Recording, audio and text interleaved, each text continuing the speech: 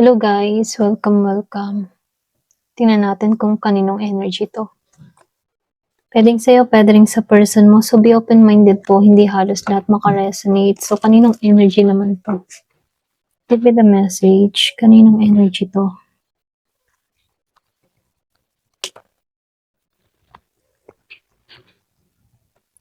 Give me the message, kaninong energy 'to?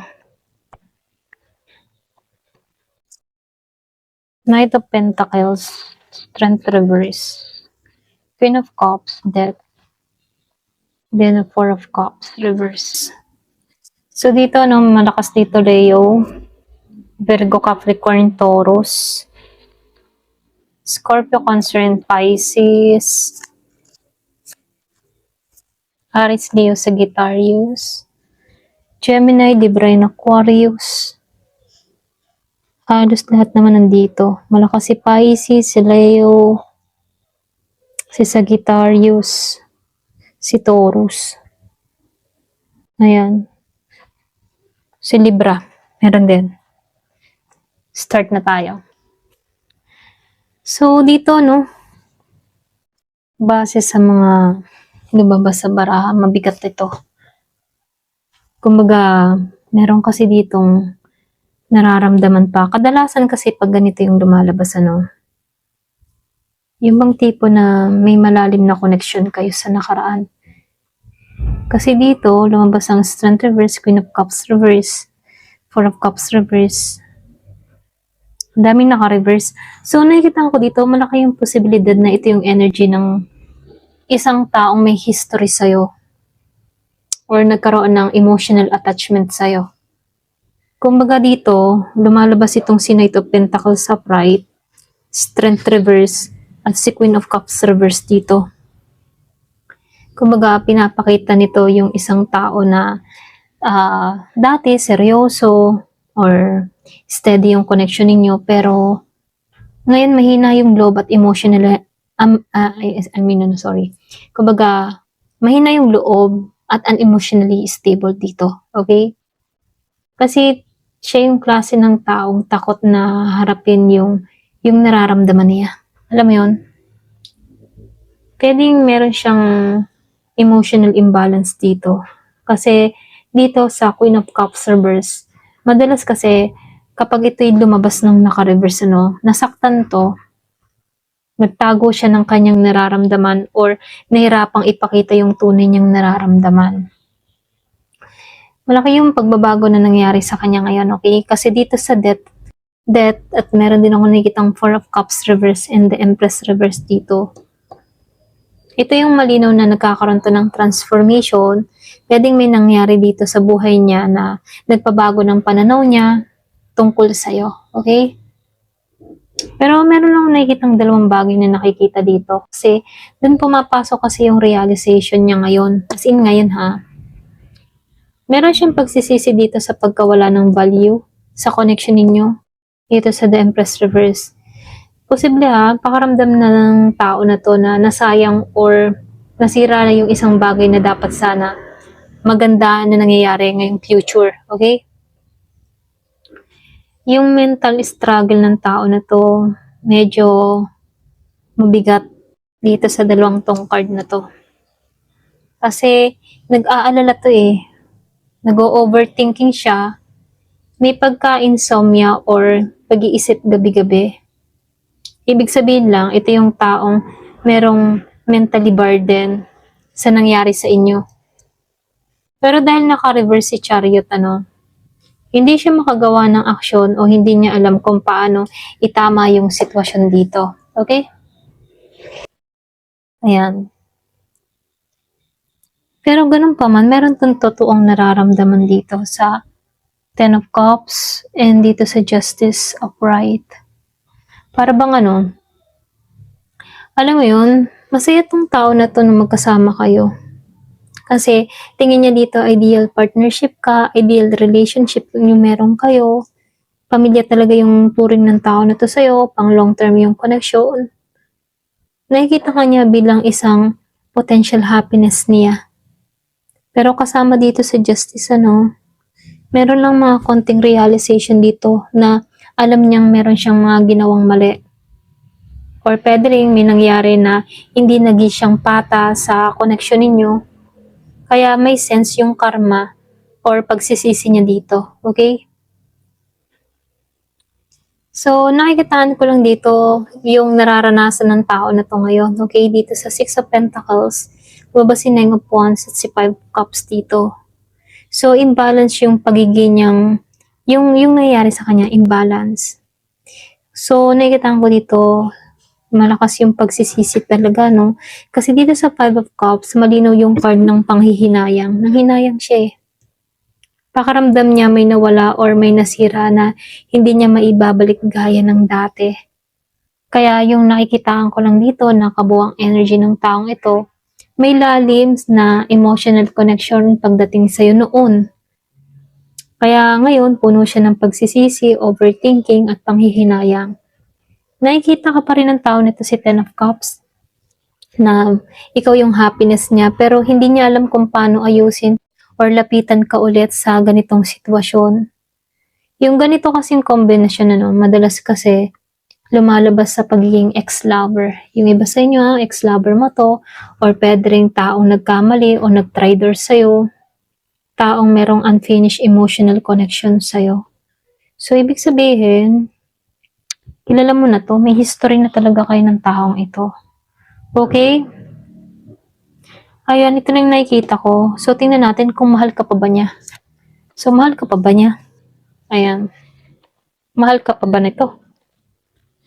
Kasi nagsisi siya eh. Mahal ka pa ba niya?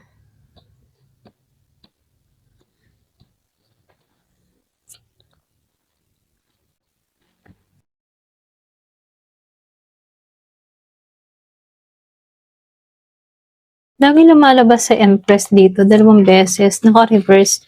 So, malakas yung Taurus energy. Meron din ako nakikitang Leo. Lumabas si Justice dito, naka-reverse na siya. So, tingnan natin, So, dito, hindi ito basta simpleng oo o hindi, Kasi pinapakita dito sa card na may nararamdaman pa siya, pero punong-puno ito ng pain at komplikasyon. Meron akong nakikitang lumayo. Ito na yung nakikita ko, or nagbago yung nararamdaman. Dito sa Three of Pentacles, Justice Reverse. At dito sa Three of Wands Reverse. So, nakikita ko dito, meron kasing connection na nasira dahil hindi nagkaintindihan o hindi naging fair sa mga nangyari. So, nakikita ko dito, posibleng merong mga maling ginawa or betrayal, merong hindi naging tapat. Yung Justice kasi reverse dito eh. Kumbaga, sa Justice reverse, dito, malakas yung sign na karmic imbalance or nagsisi to.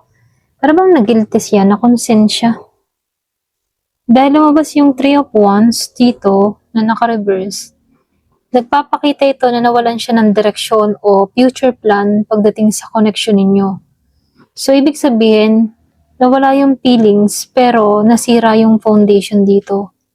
Kumbaga, merong nagbago yung nararamdaman, I mean. Kasi meron kang person dito sa King of Wands, ma-pride, ma-ego siya. Talagang ma-ego tong tao na to. Gusto niya kasi kontrolado yung sitwasyon. Kaya minsan, hindi siya marunong magpakita ng vulnerability. Posible mahal ka niya noon o may feelings pa, pero nahirapan siyang ipakita or aminin. So, dito, ikaw, yung paningin niya dito sa Queen of Pentacles, upright. Kasi magandang card to eh. Okay? Kumbaga dito, sa energy niya, nakikita ka niya bilang isang stable dito, mabuti yung puso mo, caring ka, loyal, white material energy. So, ibig sabihin, mataas yung value mo sa kanya. Yung nararamdaman ng tao na to ngayon, itong si Nine of Swords at si Ten of Swords, upright. Kumbaga, sobrang bigat. Talagang nagsisi to ha. Nag-guilt din. May emotional pain tungkol sa mga nangyari sa inyo. Kasi dito sa Ten of Swords, para bang pakaramdam niya tapos na ang lahat o nasira na ang koneksyon. Kaya dito, sa Empress Reverse, ramdam niya dito na naputol yung love. Okay? Kumbaga dito, no, nawala yung nurturing sa relasyon or pakiramdam niya hindi na lumago yung connection. Meron akong nakikitang nasira sa inyo, no, yung self-worth. Isa sa inyo. Ito lang nakikita ko, isa sa inyo. Minsan lumalabas ito kapag parehong nasaktan yung dalawang tao. Okay? Kaya dito, andito tayo ngayon sa reality check dito sa Seven of Cups Reverse. Ngayon parang nagiging malino na sa kanya yung katotohanan. Hindi na to illusion ha. Kumbaga nakikita kanya kung ano yung tunay na nangyayari. Parang bang pinakikita sa kanya yung mga nangyari dito. Dito sa Strength Upright at dito sa Ten of Wands Reverse, ano, ipinapakita dito na sinusubukan niyang bitawan yung bigat ng emosyon. Hindi dahil wala na siyang nararamdaman, ano, kundi dahil pagod na siya sa emotional burden. Okay? So, dito, malalim yung naging connection niya ng taong ito. Ito lang yung nakikita ko ha. Kasi dito sa Ten of Pentacles upright, ito yung energy ng long-term connection eh. Para bang destiny, family energy, or relationship na may potential na tumagal. So, ibig sabihin, ano, hindi ka lang basta dumaan sa buhay niya dito. Kaya yung totoong estado niya sa puso, okay? I mean, ano, yung puso niya dito, yung totoong estado ng puso niya rito, yung bang tipo na meron siyang emotion, pero nagtatago, very confused, or may blockage, okay? Yung kanyang nararamdaman, yung emotion niya, may blockage.